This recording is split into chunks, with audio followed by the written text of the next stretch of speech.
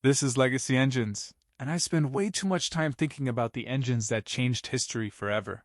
If you're someone who loves the raw, unfiltered story of American muscle, motorsport vengeance, and the mechanical marvels that rewrote racing's rulebook, make sure to hit the subscribe button and give this video a thumbs up if this helps you out.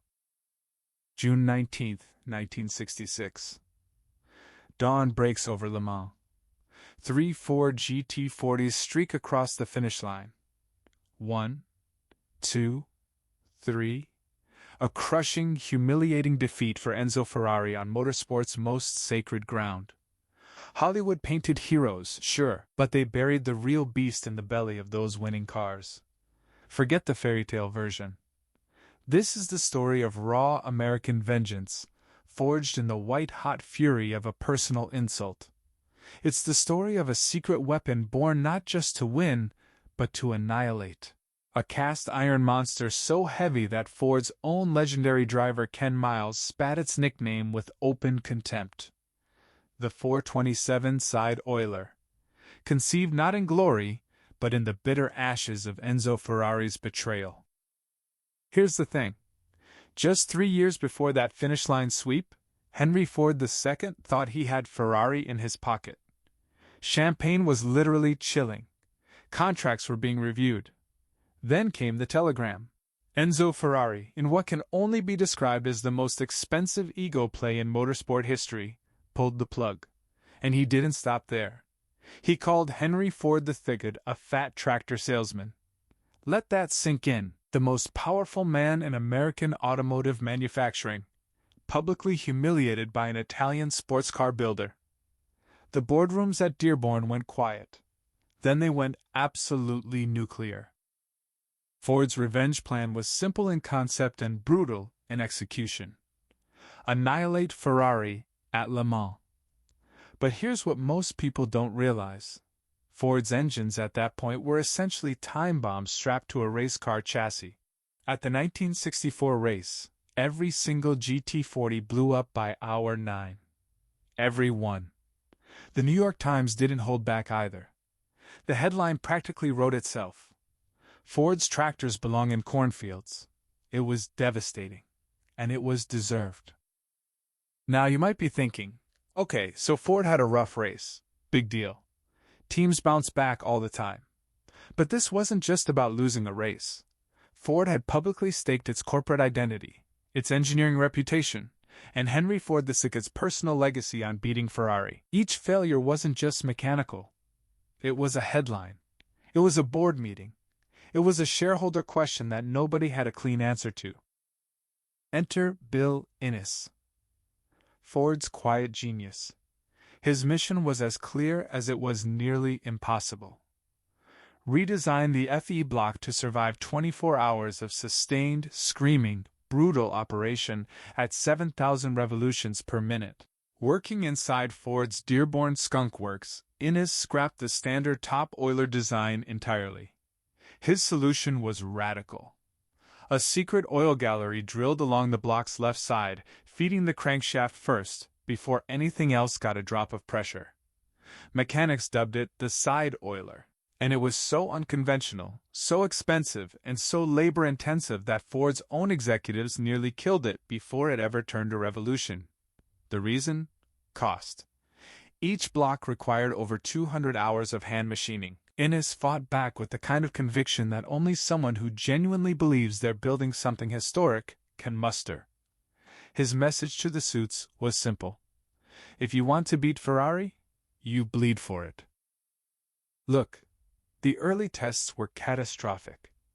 At Daytona in 1964, Fred Lorenzen's 427 blew apart after just 47 laps. Mechanic Herb Knabb, who worked alongside the legendary Holman Moody team, recalled pulling the oil pan and finding bearings that looked like charcoal briquettes. Metal shavings floated in what was left of the oil. The crankshaft was literally eating itself alive. The top Oiler design, which routed oil to the camshaft and valve train before the crankshaft got its share, was catastrophically flawed for high RPM endurance applications. At 6,000 revolutions per minute and above, maintained for hours, the crank was starving. And when a crankshaft starves, the engine doesn't slow down gracefully. It destroys itself. Now let's put this into perspective with an analogy. Imagine you're running a marathon in 95-degree heat, and someone decided that your arms get the water first, and your legs only get what's left over. That's essentially what the top oiler design was doing to the 427's crankshaft. And in a race defined by survival as much as speed, that design philosophy was a death sentence. By 1963, Ford was the automotive world's undisputed titan in terms of size, resources, and market reach. But their racing reputation? Underwhelming at best, embarrassing at worst. Enzo Ferrari had 6 consecutive Le Mans victories in his pocket. Ford-powered cars were finishing races in positions that don't get photographed. Boardroom lunches became uncomfortable. Engineers scrambled. Managers pointed fingers. And every week that another Ferrari crossed the finish line ahead of a Ford was another week that the humiliation compounded. This is where it gets really interesting. Ford's decision to challenge Ferrari wasn't just strategic. It was deeply, almost irrationally personal. Henry Ford II didn't just want to win Le Mans. He wanted to destroy Ferrari's aura of invincibility on his own track, in front of his own fans, using American engineering that Ferrari had publicly mocked. The 427 FE side oiler wasn't just an engine. It was a corporate vendetta cast in iron. The 427 wasn't Ford's first big engine, but it was the first one built with a singular, ruthless purpose. The FE family had produced solid performers before. The 332, 352, 390, and 428 were respectable street engines and capable NASCAR participants. But Le Mans was a different animal entirely. A regular V8 could hold together for a few hundred miles, maybe 500 on a good day with the right conditions. Le Mans was 3,000 miles in a single race, run over 24 consecutive hours. If Ford wanted Ferrari's scalp, they needed something that had never existed before. The 427 cubic inch FE was their declaration of war. 7 liters of raw, cast iron brutality. Though slightly smaller in displacement than the 428, the 427 stood as the undisputed performance king of the entire FE family, and the only member of that family built purely for racing. Introduced in 1963, it actually displaced 425.98 cubic inches, but Ford rounded up to 427 to meet the maximum engine displacement allowed by several racing sanctioning bodies. Smart, aggressive, very Ford. The block itself was cast using a high-nickel alloy with a thicker deck capable of handling elevated compression ratios. A short 3.784-inch stroke enabled the kind of high-revving performance that racing demanded, while the massive 4.233-inch bore pushed the FE design right to its structural limits. That bore also meant the block could only be safely overbored by 0.030 inches. Go further, and you risk compromising the structural integrity of the entire casting. To survive the brutal demands of sustained high RPM racing, Ford made several key upgrades over the standard FE architecture. Most 427s ran solid lifters for better high RPM horsepower response. Steel crankshafts replaced the cast versions for added strength under load. Reinforced main bearing webs and cross-bolted main caps improved bottom-end durability under the kind of lateral and rotational stress that racing generates constantly. These enhancements made the 427 formidable, but as history proved at Daytona and Le Mans in 1964, still not bulletproof.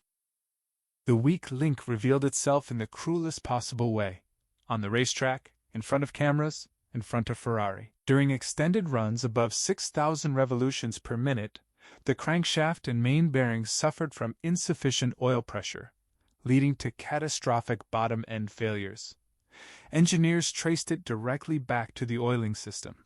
The standard FE layout routed oil to the camshaft and valve train first, with the crankshaft receiving whatever pressure remained. For a street engine, that sequence worked fine. For a race motor screaming at 7,000 revolutions per minute for hours on end, it was a blueprint for destruction. Beyond lubrication, the 427FE faced serious overheating challenges. The engine's high compression ratio and massive power output, often exceeding 500 horsepower in racing trim, generated immense heat. In NASCAR, where airspeeds on superspeedways limited cooling airflow, and in endurance racing, where sustained high RPMs were the norm, the 427's cooling systems struggled to keep up. Radiators were undersized. Water pumps were inadequate. Oil temperatures spiked relentlessly. Head gaskets failed. Cylinder heads warped. It was a mechanical crisis playing out in slow motion, one race at a time. The engine's prodigious torque, 480 pound-feet in street trim and considerably higher in racing configurations, created additional drivetrain carnage. In NASCAR stock cars, the 427's power overwhelmed transmissions, clutches, and rear axles. Gear teeth sheared under aggressive shifts. Clutches burned out within races. Differentials failed under the load of corner exits. In the GT40, the transaxle originally designed for the lighter 289 cubic inch engine was completely inadequate for the 427's output. Transaxle failures became routine. Each one was a lesson. A painful, expensive, public lesson. And here's what most people don't realize about this period. Ford's failures weren't just engineering problems. They were existential threats to the entire program. Each blown engine, each failed transmission, each retirement before dawn at Le Mans was a headline. It was ammunition for Ferrari. It was a reason for Ford's own board to question whether the entire endeavor was worth continuing. The pressure on Bill Innes and his team wasn't just technical. It was corporate. It was personal. It was the kind of pressure that either breaks engineers or turns them into legends. The solution, when it finally came, was elegant in its simplicity and revolutionary in its execution. Bill Innes and his team at Dearborn didn't try to patch the existing oiling system. They didn't add an external oil cooler and call it a day. They didn't tweak pressure ratings or change the oil viscosity spec. They threw out the fundamental architecture of how oil moved through the engine and started over. What emerged from that process was the side oiler block, and it would change everything. The side oiler block featured a dedicated oil gallery running parallel to the crankshaft along the left side of the engine block. This gallery, cast directly into the block structure, allowed oil to flow from the pump straight to the main bearings before being distributed anywhere else. The camshaft got its oil. The valve train got its oil. But the crankshaft got fed first. Always. No exceptions. In an engine screaming at 7,000 revolutions per minute for 24 consecutive hours, that priority sequencing was the difference between a race winner and a smoking wreck on the side of the Mulsanne Straight. The innovation required significant modifications to the block's casting process. The new oil passage demanded precise machining and exceptional structural integrity. Adding a longitudinal gallery to a block that was already operating at the edge of its design envelope required modifications to the foundry molds themselves, increased production complexity, and drove costs higher. The gallery had to be integrated without compromising the block's strength, and given that the high nickel alloy iron was already being used in thin wall construction to keep weight down, the engineers had very little margin for error. They balanced these competing demands by reinforcing key areas, particularly the main bearing webs, ensuring the block could handle racing stresses while accommodating the new oiling architecture. Despite the complete overhaul of the lubrication system, the side oiler block retained the 427's core specifications: the 4.233-inch bore, the 3.784-inch stroke, a 12.5-to-1 compression ratio, power outputs of 410 horsepower with a single 4-barrel carburetor and 425 horsepower with dual quad carburetors, both configurations delivering 480 pound-feet of torque. But now, those numbers came with something the original 427 couldn't offer: endurance. The ability to sustain that output for hours without the bottom end cannibalizing itself. The block also incorporated cross-bolted main bearing caps as standard, further strengthening the bottom end. A forged steel crankshaft, introduced alongside the side oiler in 1965, replaced the earlier cast versions, improving resistance to fatigue and stress fractures under sustained high RPM operation. The oil pump itself was redesigned with higher capacity to feed the new priority gallery. Engineers conducted extensive testing to calibrate flow rates, ensuring the main bearings received sufficient volume without starving the camshaft and valve train of their supply. It was a careful balancing act, and getting it right required months of dyno testing and track evaluation. Here's the thing about engineering breakthroughs. They rarely arrive cleanly. The side oiler's development was marked by setbacks that would have stopped lesser teams cold. At Daytona in 1964, before the side oiler was fully implemented, the failures continued. Engineers pulled oil pans after retirements and found evidence of exactly the crisis they were trying to solve. Bearing surfaces destroyed. Metal contamination throughout the oil system. Cranks that had been running on nothing but hope and residual film for the last hour of their lives. Each teardown was a data point. Each destroyed component was a lesson that informed the next iteration of the design. Mechanic Herb Knabb, working out of Holman Moody, one of Ford's primary racing operations, described the process with the kind of blunt clarity that only someone who has pulled apart a destroyed racing engine at 3 a.m. can manage. He said the bearings looked like charcoal briquettes, and that they found metal shavings throughout the pan. The crank was eating itself alive. Those words carry weight because they describe not just mechanical failure, but the visible, tangible consequence of getting the oil priority sequence wrong at high RPM. And they explain precisely why the side oiler solution, however expensive and complex, was not optional. It was mandatory. Now, you might be thinking, why didn't Ford just use a dry sump oiling system like many dedicated racing engines of the era? It's a fair question. Dry sump systems use an external reservoir and dedicated scavenge pumps to keep oil away from the rotating assembly and ensure consistent pressure regardless of cornering forces or sustained high RPM operation. The answer is a combination of factors: cost, complexity, production compatibility, and the specific demands of the programs Ford was running. The 427 needed to work in NASCAR stock cars that had to at least maintain the pretense of production relevance. It needed to work in the GT40 within the constraints of that car's packaging. The side oiler block solution addressed the core lubrication priority problem within the existing wet sump architecture, making it applicable across Ford's racing programs without requiring entirely different engine management for each platform. Enzo Ferrari, watching Ford's continued struggles from his factory in Maranello, reportedly laughed. The quote attributed to him in various period accounts captures the contempt perfectly. Americans build washing machines, not race engines. It stung. It was meant to sting.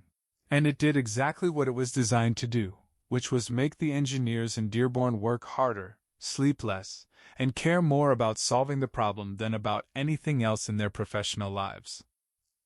By 1965, the side oiler was racing, and Le Mans 1965 delivered another brutal lesson. Ken Miles, one of the most talented and technically astute drivers of his era, drove a GT40 that led the race for 20 hours. 20 hours! Then the transmission exploded. Engineer Phil Remington, working with Shelby American, was direct about the situation. The side oiler could last. The transaxle was glass. Miles, who was not a man known for diplomatic understatement, was reportedly furious. His assessment was characteristically sharp. "You give me a grenade and tell me not to pull the pin." This is where it gets really interesting, because the 1965 failure, as devastating as it was in the moment, was actually the final clarifying event that shaped the 1966 winning package. Carroll Shelby, who had been managing the GT40 program with the intensity of someone who takes losing personally, delivered an ultimatum to Ford. Give him the side oiler paired with a real, purpose-built gearbox, or he would walk. Ford delivered. The result was the Carcraft-developed T44 transaxle, a unit specifically engineered to handle the 427's torque output without disintegrating under load. Paired with the now proven side oiler block, it completed the mechanical foundation of a race-winning car. But Ferrari wasn't standing still either. For 1966, Ferrari introduced the 330 P3, a car that produced approximately 450 horsepower and was around 200 pounds lighter than the GT42 Malawian Quachas. Ferrari's engineers had not been idle while Ford struggled with its oil galleries and transmission failures. The P3 was a refined, purposeful racing machine, and it represented Ferrari's best effort to maintain the Le Mans dominance that defined their brand. The stage was being set for one of the most consequential confrontations in motorsport history, and both sides knew it. Carroll Shelby's description of the competitive landscape was typically unvarnished. He called the side oiler a sledgehammer and said Ferrari's engines were like watches, while theirs was a damn anvil. The analogy is more accurate than it might first appear. Ferrari's approach to engine building was precise, refined, and sophisticated. Ford's approach with the 427 was massive, brutally effective, and built around the philosophy that if you solve the fundamental problems of reliability and prioritize the components that matter most under extreme stress, raw power becomes sustainable power, and sustainable power wins endurance races. Ken Miles, who had cursed the engine's weight and called it a cast iron anchor during early testing, had come around by 1966. His assessment after extended testing with the refined side oiler and new transaxle package was direct. He said the thing pulls like a freight train and, finally, an engine that won't quit on me. Coming from Miles, who had experienced firsthand the catastrophic failures of the earlier packages, that endorsement meant something real. It wasn't marketing language. It was a driver who had been let down repeatedly telling you that the problem had been genuinely solved. Meanwhile, in NASCAR, the side oiler was facing a different kind of challenge. Chrysler had introduced the 426 Hemi in 1964, and it was causing serious problems for Ford. The Hemi's hemispherical combustion chambers optimized airflow in a way that the 427's wedge-shaped chambers couldn't match, and Chrysler's drivers, led by Richard Petty, were winning races that Ford desperately needed. Ford's response was extraordinary, and ultimately doomed. The 427 Cammer, a single overhead cam variant of the 427 that used the side oiler block as its foundation, produced 616 horsepower, with a single carburetor, and 657 horsepower, with dual carburetors at 7,500 revolutions per minute. It was a technological leap that made the Hemi look pedestrian by comparison.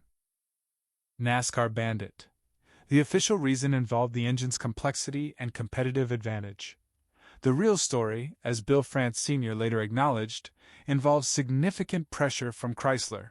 The ban forced Ford back to the pushrod 427 side oiler for its NASCAR program, which meant that the engine had to compete against the Hemi on the merits of its design refinements, rather than outright power superiority.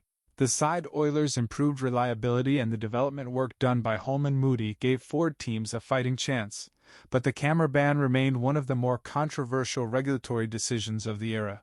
A decision that cost Ford a competitive advantage it had earned through genuine engineering innovation. The pressure across all of Ford's racing programs in 1965 and into early 1966 was immense. Le Mans' failures in 1964 and 1965. NASCAR battles against the Hemi. Corporate scrutiny from a board that was watching enormous amounts of money being spent on racing programs that kept coming up short. Henry Ford the Thief himself had nearly pulled the plug on the entire Le Mans program during the 1965 budget cycle. The side oiler, and the cars built around it, survived by the narrowest of margins, sustained by the conviction of engineers and team managers who genuinely believed they had finally solved the problems that had destroyed their earlier efforts.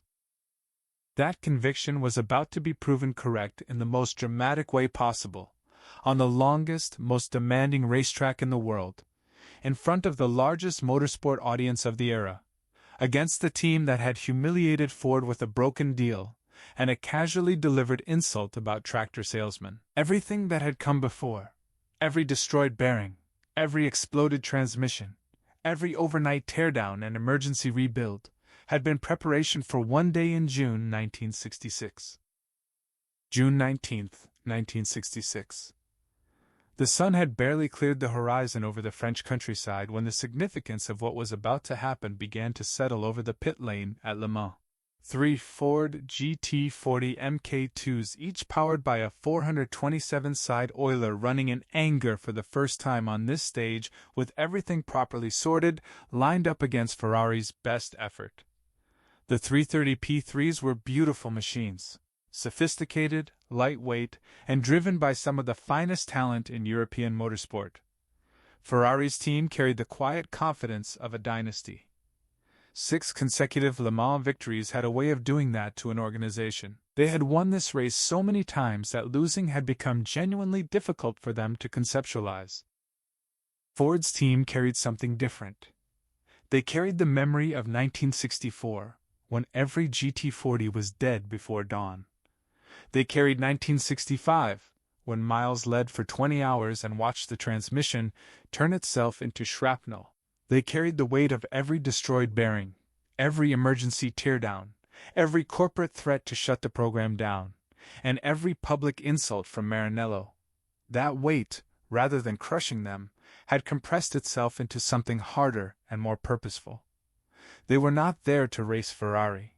They were there to end the conversation permanently. Meanwhile, in NASCAR, the side oiler was facing a different kind of challenge. Chrysler had introduced the 426 Hemi in 1964, and it was causing serious problems for Ford. The Hemi's hemispherical combustion chambers optimized airflow in a way that the 427's wedge-shaped chambers couldn't match, and Chrysler's drivers, led by Richard Petty, were winning races that Ford desperately needed. Ford's response was extraordinary and ultimately doomed. The 427 Cammer, a single overhead cam variant of the 427 that used the side oiler block as its foundation, produced 616 horsepower with a single carburetor, and 657 horsepower with dual carburetors at 7,500 revolutions per minute. It was a technological leap that made the Hemi look pedestrian by comparison. NASCAR banned it. The official reason involved the engine's complexity and competitive advantage. The real story, as Bill France Sr. later acknowledged, involves significant pressure from Chrysler. The ban forced Ford back to the pushrod 427 side oiler for its NASCAR program, which meant that the engine had to compete against the Hemi on the merits of its design refinements, rather than outright power superiority. The side oiler's improved reliability and the development work done by Holman Moody gave Ford teams a fighting chance. But the camera ban remained one of the more controversial regulatory decisions of the era, a decision that cost Ford a competitive advantage it had earned through genuine engineering innovation. The pressure across all of Ford's racing programs in 1965 and into early 1966 was immense. Le Mans' failures in 1964 and 1965. NASCAR battles against the Hemi. Corporate scrutiny from a board that was watching enormous amounts of money being spent on racing programs that kept coming up short. Henry Ford the Thief himself had nearly pulled the plug on the entire Le Mans program during the 1965 budget cycle. The side oiler, and the cars built around it, survived by the narrowest of margins, sustained by the conviction of engineers and team managers who genuinely believed they had finally solved the problems that had destroyed their earlier efforts. That conviction was about to be proven correct in the most dramatic way possible, on the longest, most demanding racetrack in the world, in front of the largest motorsport audience of the era, against the team that had humiliated Ford with a broken deal and a casually delivered insult about tractor salesmen. Everything that had come before, every destroyed bearing, every exploded transmission, every overnight teardown and emergency rebuild, had been preparation for one day in June 1966. June 19th, 1966. The sun had barely cleared the horizon over the French countryside when the significance of what was about to happen began to settle over the pit lane at Le Mans. Three Ford GT40 MK2s, each powered by a 427 side oiler, running in anger for the first time on this stage with everything properly sorted, lined up against Ferrari's best effort. The 330 P3s were beautiful machines, sophisticated, lightweight, and driven by some of the finest talent in European motorsport. Ferrari's team carried the quiet confidence of a dynasty. 6 consecutive Le Mans victories had a way of doing that to an organization. They had won this race so many times that losing had become genuinely difficult for them to conceptualize. Ford's team carried something different. They carried the memory of 1964, when every GT40 was dead before dawn. They carried 1965, when Miles led for 20 hours and watched the transmission turn itself into shrapnel. They carried the weight of every destroyed bearing, every emergency teardown, every corporate threat to shut the program down, and every public insult from Maranello. That weight, rather than crushing them, had compressed itself into something harder and more purposeful. They were not there to race Ferrari. They were there to end the conversation permanently. Bruce McLaren and Chris Amon drew the number 1 GT42 Malawian Quachas. Ken Miles and Denny Hulme shared the second car. Ronnie Bucknam and Dick Hutcherson took the third. On the other side of the garage, Ferrari's drivers settled into machinery that represented the absolute peak of Italian engineering philosophy. What followed over the next 24 hours was not a race in any conventional sense of the word. It was a dismantling. The 427 side oiler, producing approximately 485 horsepower in Le Mans specification, allowed the GT42 Malawian Quachas to reach speeds exceeding 200 miles per hour on the Mulsanne Straight. That number matters because the Mulsanne was where Le Mans was truly won and lost. The straight ran for nearly 3.5 miles, and the ability to maintain maximum velocity across that distance for 24 hours of racing separated engines that could deliver peak power from engines that could sustain it.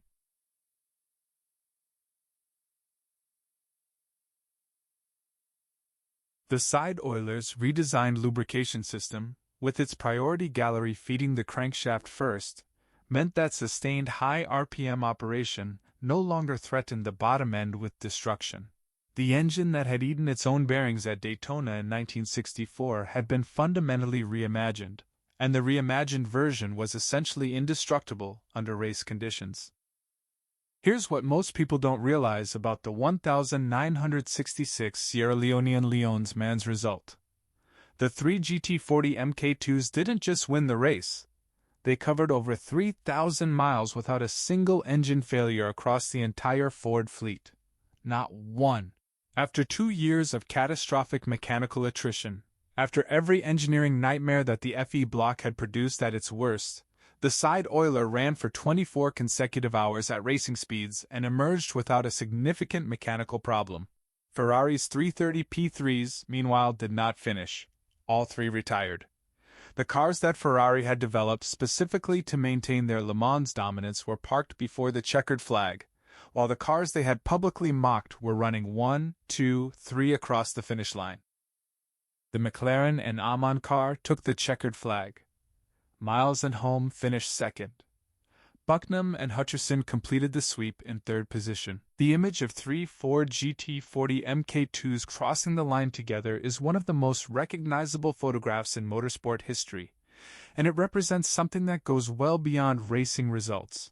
It represents the moment when Bill Innes's oil gallery, Carroll Shelby's relentless development program, Ken Miles's technical feedback, and Henry Ford II's willingness to keep funding the program through 2 years of public failure all converged into a single definitive answer to every insult that had been thrown at American engineering from the hills above Maranello. Driver Dan Gurney, who was present at the race, captured the mood of the Ford team with characteristic directness. He said he kept waiting for the mechanical bang that had ended every previous Ford effort at Le Mans. The sound of something expensive destroying itself at high speed. He waited through the night, through the early morning hours, through the final hours of the race. The bang never came. He described the engine as a damn rock. That assessment, From a driver who understood racing machinery better than almost anyone alive at the time, is the most honest summary of what the side oiler had become by June 1966.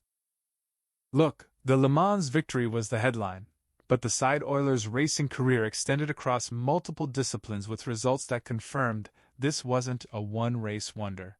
In NASCAR, the engine's combination of raw power and improved reliability, delivered through the same lubrication priority system that had made Le Mans possible, translated into a string of victories that reshaped the competitive landscape of American stock car racing throughout the mid-1960s. Drivers like Gas Ronda and Dick Brannon used the 427's torque and high RPM capability to post quarter-mile times in the low 11-second range, which represented genuine performance benchmarks for the class during this period. The side oiler's reliability advantage was particularly valuable in drag racing's elimination format, where an engine failure at any point ended a team's day immediately and completely. The ability to run multiple rounds without mechanical attrition gave Ford-powered entries a competitive consistency that translated directly into championship results. By the late 1960s, the side oiler had found its way into NHRA funny cars and experimental configurations where tuners pushed the engine to limits that would have been unrecognizable to the engineers who designed the street version. With dual carburetors, aggressive camshaft profiles, and high-flow cylinder heads, some competition 427s were reportedly producing outputs approaching 2,500 horsepower in extreme configurations.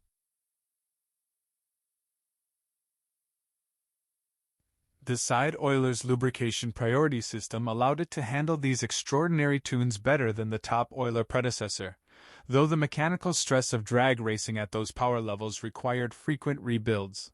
Drivers including Dino Don Nicholson and Connie Kalitta relied on the 427 to win NHRA events, building the engine's reputation as a drag racing force alongside its endurance and oval track credentials. Carroll Shelby's 427 Cobra brought the side oiler into sports car road racing with results that added another layer to the engine's legend. The Cobra was conceptually simple.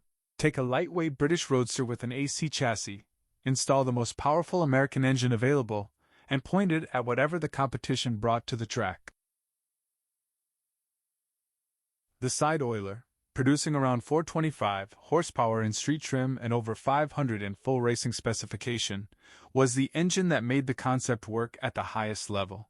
The engine's massive torque allowed Cobra drivers to exploit corner exits in ways that more power-limited competitors simply couldn't match, and the side oiler's improved reliability ensured the car could sustain that exploitation across the length of a race without mechanical failure becoming a constant concern.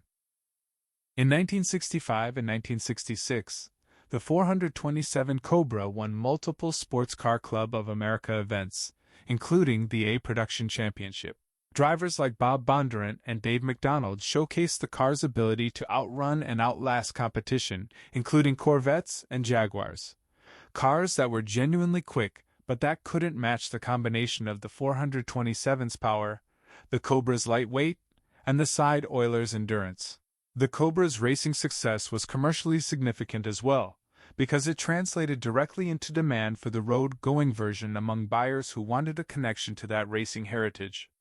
The side oiler-powered Cobra became one of the most desirable performance cars of the 1960s precisely because the engine at its center had been proven in competition at the highest level. There's an interesting footnote to the 1966 Sierra Leonean Leon's man's victory that the Hollywood version of the story glossed over entirely. The winner of the 1966 Daytona 24 Hours, which served as a critical preparatory race for Le Mans, was not from Ford's official factory team. It was a Shelby American GT40, with Ken Miles as the driver, paired with Lloyd Ruby. And there was a detail from that Daytona race that revealed the kind of practical engineering problem-solving that characterized the entire 427 development program. The GT40's bodywork had a specific problem in the fender guard area. Centrifugal force in the corners caused the suspension to compress in a way that allowed the right front tire to make contact with the lower body of the car. At speeds approaching 200 miles per hour, a tire failure caused by bodywork contact would have been catastrophic. Carroll Shelby's solution was characteristically direct. Cut the affected area of the bodywork and fabricate a fiberglass dome that provided clearance for the tire. Problem identified, problem solved. Race won. That kind of practical, immediate problem solving, applied to a situation where the alternative was potential catastrophe at racing speed, captures something essential about the entire 427 side Euler story. The engine itself was born from exactly that same process. Identify the failure mode. Understand why it's happening. Design a solution that addresses the root cause rather than the symptom. Test it under the most demanding conditions available. Iterate until it works. Then win Le Mans with it. By 1968, the writing was on the wall for the 427 side Euler. Not because the engine had been beaten on the track. Not because a competitor had produced something technically superior. Not because Ford's engineers had run out of ways to extract performance from the FE block's fundamental architecture. The side Euler was killed by forces that had nothing to do with horsepower or oil gallery design or bearing durability. It was killed by legislation, by insurance actuaries, and by a cultural shift that turned the muscle car era's defining values into liabilities almost overnight.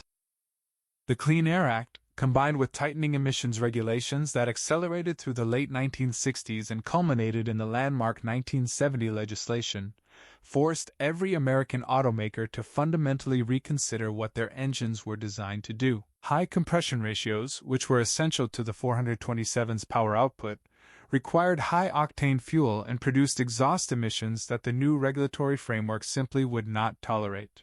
The side Euler had been engineered to maximum performance specifications with no consideration whatsoever for emissions compliance, because when it was designed in 1964 and 1965, those considerations didn't exist in the regulatory environment. By 1969, they dominated every conversation in every engineering department at every American automaker. Rising insurance premiums delivered the commercial killing blow that emissions regulations had begun. Accident statistics among young drivers behind the wheel of high-performance vehicles had climbed steadily through the mid-1960s, and the insurance industry responded the way insurance industries always respond to risk concentration. They priced it prohibitively. A young buyer who could theoretically afford the purchase price of a 427-powered vehicle faced insurance premiums that made the total cost of ownership completely unrealistic. The market for raw, street-legal race cars collapsed with a speed that surprised even the manufacturers who had built their performance identity around exactly those products. Ford responded by pivoting to engines that could thread the needle between acceptable performance and regulatory compliance. The 428 Cobra jet offered impressive real-world performance with broader emissions compatibility. The 385 Series 429 Cobra jet that followed delivered strong output with better street manners and improved compliance characteristics. These were good engines, competent, capable, and commercially viable in the new environment. But they were not the side Euler. They didn't carry its racing DNA, its Le Mans bloodline, or the specific mechanical character that came from being designed with a single purpose and no compromises whatsoever. Ford officially ended side Euler production in 1969, quietly closing the book on one of the most consequential engines in American automotive history. The closure was notable for its lack of ceremony. There was no farewell tour, no commemorative production run, no acknowledgement from Dearborn that something genuinely irreplaceable was being discontinued. The side Euler had always lived in a niche. Installed in only a handful of production vehicles, primarily the Shelby Cobra and select Ford Galaxy models, it had never been a volume product. With limited production numbers and years of punishing use on racetracks across 2 continents, many original blocks were already cracked, worn beyond practical rebuilding, or sitting forgotten in garages and junkyards where they would slowly deteriorate into uselessness. Here's the thing about legends. They don't die when production stops. They go underground, sustained by the people who know what they're looking at when they see one, and by the stories that keep circulating long after the factory gates close for the last time. The side oiler's legend never faded. It lived in the memories of the mechanics who had worked on them through the night at Le Mans, in the recollections of drivers who had trusted them at 7,000 revolutions per minute, when everything depended on the engine not destroying itself, and in the conversations of enthusiasts who understood that this particular combination of cast iron, machine galleries, and cross-bolted bearing caps represented something that couldn't simply be replaced with a newer, cleaner, more compliant successor. By the 1980s, nostalgia had become a serious market force in American automotive culture. Collectors and enthusiasts were looking backward at the golden era of factory performance with the kind of intensity that only increases as the actual participants in that era begin to age. Few vehicles embodied the spirit of that period more completely than the Shelby Cobra, with its brutally overpowered side oiler sitting in a chassis that weighed barely over 2,000 pounds. The combination of raw, mechanical violence and genuine racing provenance made the Cobra exactly the kind of object that serious collectors were willing to pursue aggressively. As collector interest escalated, values followed. A 1966 Shelby 427 Cobra, a car that had been driven hard, raced, and in many cases abused during its working life, sold for over $1 million in 2018. GT40s commanded comparable seven-figure sums, with particularly significant examples reaching well beyond that threshold. We have even seen an original prototype offered at a burger stand in Los Angeles asking $6 million, which tells you something about both the car's desirability and the confidence of its owner. The scarcity of genuine originals drove values to levels that would have been completely inconceivable when these cars were being built, and that scarcity created a powerful commercial opportunity for the replica market that developed alongside collector interest. Companies including Superformance, Factory 5, and Kirkham Motorsports began producing high-quality recreations of Cobras and GT40s, giving enthusiasts access to the experience of these cars at a fraction of the cost of original examples. The replica market served a genuine need, connecting people to a piece of automotive history that the original production numbers made impossible for most buyers to access through the collector market. But the replica market also created a problem that went to the heart of what made these cars significant in the first place. Many replicas came equipped with modern small-block Ford engines, efficient, reliable, genuinely powerful by any reasonable standard, but fundamentally different in character, sound, and mechanical identity from the 427 side oiler that had made the Cobra and GT40 legends. For serious enthusiasts, the small block solution was a compromise that undermined the entire purpose of the exercise. Building a Cobra meant building the car that Ken Miles had driven, that Carroll Shelby had developed, that had swept Le Mans and dominated NHRA strips and won NASCAR superspeedways. And that car had a 427 side oiler in it, not because the 427 was the only engine available, but because the 427 was the engine that defined what those cars were. Using anything else was like putting a different engine in a Spitfire. The airframe might be correct, but something essential was missing. Carroll Shelby understood this dynamic better than anyone alive.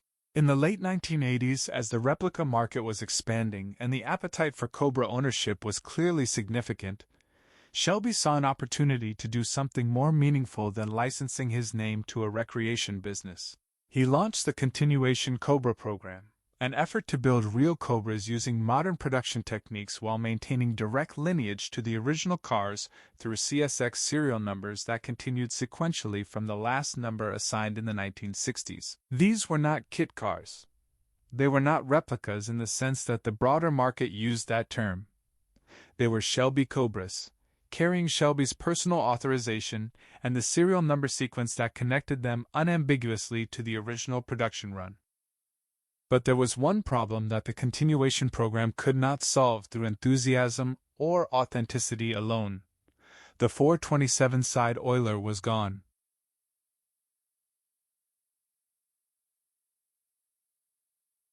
Original blocks were either locked into collector cars where they would never be disturbed, or they were in the condition that decades of racing use and inadequate storage produced: cracked, warped, worn beyond the dimensional tolerances that made rebuilding practical. To build a continuation Cobra the right way, with the engine that defined what a Cobra actually was, Shelby needed to resurrect a dead engine. And resurrecting a dead engine, one that had been out of production for nearly 2 decades, with no active supply chain, no foundry relationships, and no production infrastructure, was a challenge of a completely different order from anything the original development program had faced. The first obstacle was design accuracy. Here's what most people don't realize about this part of the story. Ford Performance Parts had preserved the original factory blueprints from 1966, 1968, and 1973. Complete, detailed technical drawings that specified everything from the side-mounted oil gallery dimensions to the precise alloy composition of the original block castings to the cross-bolt pattern of the main bearing caps. The blueprints existed. The knowledge was preserved. But blueprints are not engines, and translating preserved drawings into actual cast iron required foundry relationships and material sourcing that had to be rebuilt from scratch. The original 427 blocks were cast from high-nickel alloy iron, a material chosen specifically for its combination of strength, machinability, and thermal stability under racing conditions. Few modern foundries worked with this material in the quantities and to the dimensional precision that a side oiler block required. The search for capable foundry partners was extensive, and the cost of establishing the casting process was significant. Every step of the production sequence, from pattern making through casting through machining through assembly, had to be developed specifically for this engine, with no existing infrastructure to leverage. Now, you might be thinking that Shelby American could have simply used a modern aluminum block as a substitute, capturing the performance characteristics of the side oiler while avoiding the complexity and cost of re-establishing iron casting capability. And in fact, aluminum blocks did become part of the continuation program for specific series. The CSX 6000 continuation Cobras featured aluminum 427 blocks that were approximately 40% lighter than their iron counterparts, improving performance while maintaining the essential dimensional and functional characteristics of the original design. The side-mounted oil gallery was faithfully recreated in the aluminum casting. The cross-bolted main bearing caps were retained. The 4.233-inch bore and 3.784-inch stroke were preserved, though some builds were taken to 428 or even 482 cubic inches for customers who wanted even more displacement. But aluminum and iron feel different. They sound different. They have different thermal characteristics and different responses to extreme use. For the buyers who wanted the most authentic continuation experience, iron remained the preferred material, and Shelby American developed the capability to offer both options as the program matured. Each engine, regardless of block material, was hand-assembled by technicians with specific expertise in the FE architecture, then dyno-tested before installation. Power outputs ranged from 500 to 750 horsepower depending on specification, with torque figures that reflected the original engine's fundamental character. The thunderous low-end pull that Ken Miles had described as freight train power remained the defining characteristic of every properly built side oiler, whether the block was iron or aluminum, whether the displacement was 427 or 482. The cost of this authenticity was significant. In the 1960s, a side oiler cost approximately $730 more than a comparable 428 Cobra jet, a premium that Ford's racing program absorbed as the price of competition credibility. In the continuation era, the cost of reviving the engine pushed the price of each unit into the tens of thousands of dollars.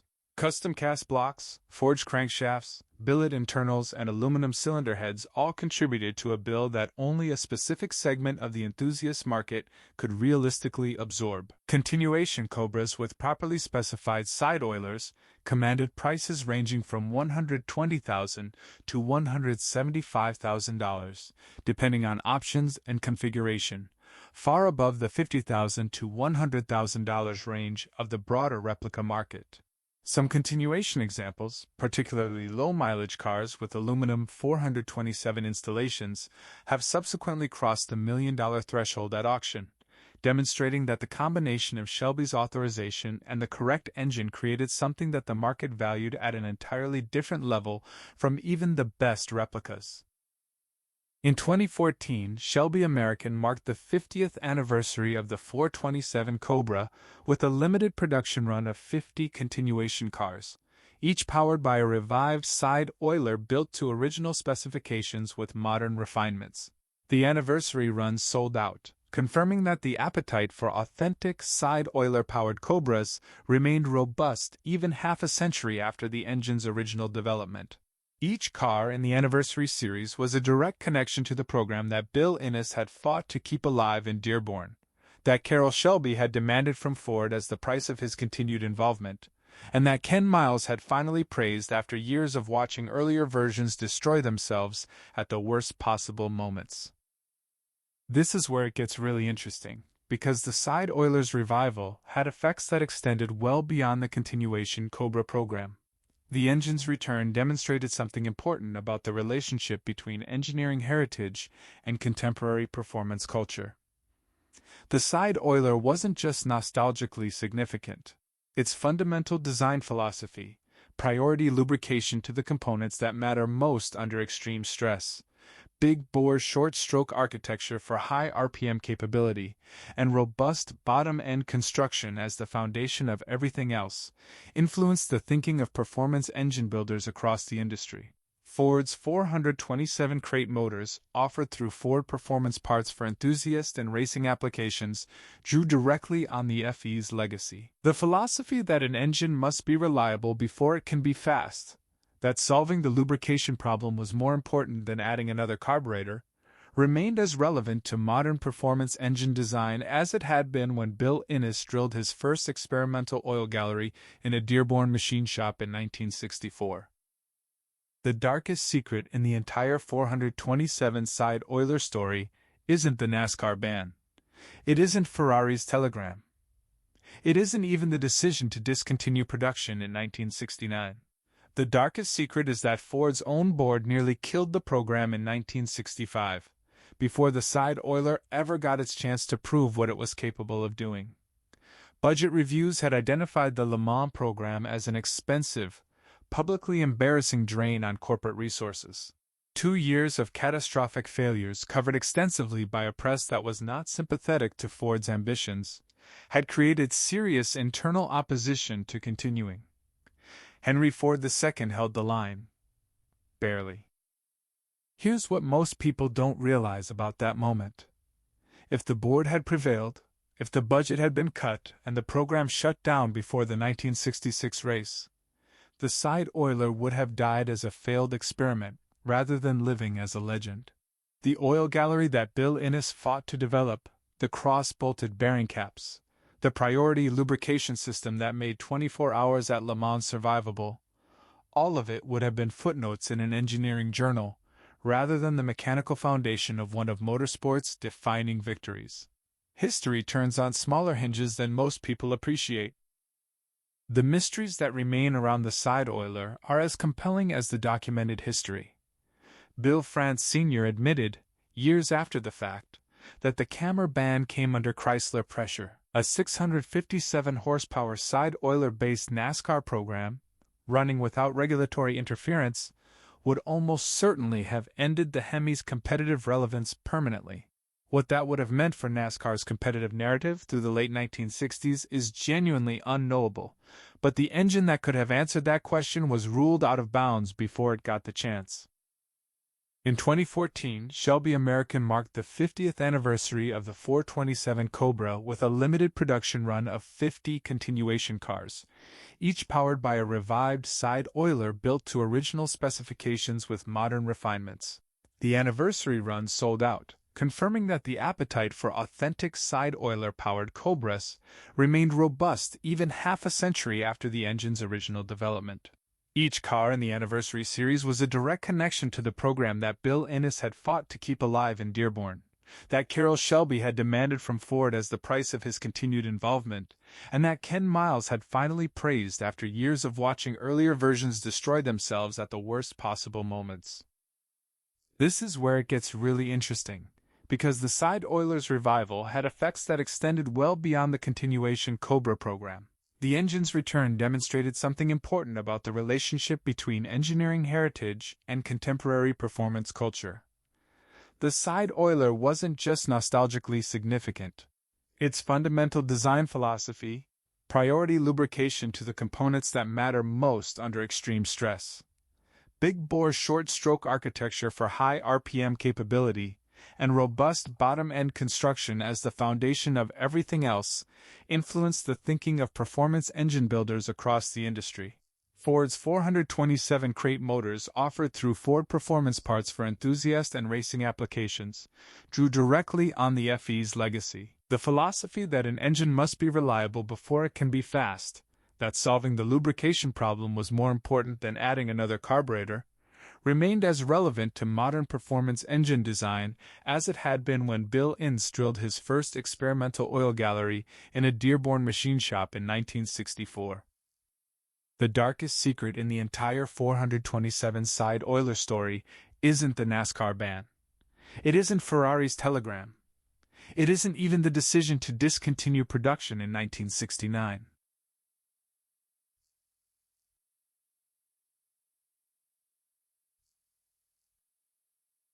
The darkest secret is that Ford's own board nearly killed the program in 1965, before the side oiler ever got its chance to prove what it was capable of doing. Budget reviews had identified the Le Mans program as an expensive, publicly embarrassing drain on corporate resources. 2 years of catastrophic failures, covered extensively by a press that was not sympathetic to Ford's ambitions, had created serious internal opposition to continuing. Henry Ford the Thief filled the line. Barely. Here's what most people don't realize about that moment. If the board had prevailed, if the budget had been cut, and the program shut down before the 1966 race, the side oiler would have died as a failed experiment, rather than living as a legend. The oil gallery that Bill Ince fought to develop, the cross-bolted bearing caps, the priority lubrication system that made 24 hours at Le Mans survivable, all of it would have been footnotes in an engineering journal rather than the mechanical foundation of one of motorsport's defining victories. History turns on smaller hinges than most people appreciate. The mysteries that remain around the side oiler are as compelling as the documented history. Bill France Sr. admitted, years after the fact, that the camera ban came under Chrysler pressure. A 657-horsepower side oiler-based NASCAR program, running without regulatory interference, would almost certainly have ended the Hemi's competitive relevance permanently. What that would have meant for NASCAR's competitive narrative through the late 1960s is genuinely unknowable, but the engine that could have answered that question was ruled out of bounds before it got the chance.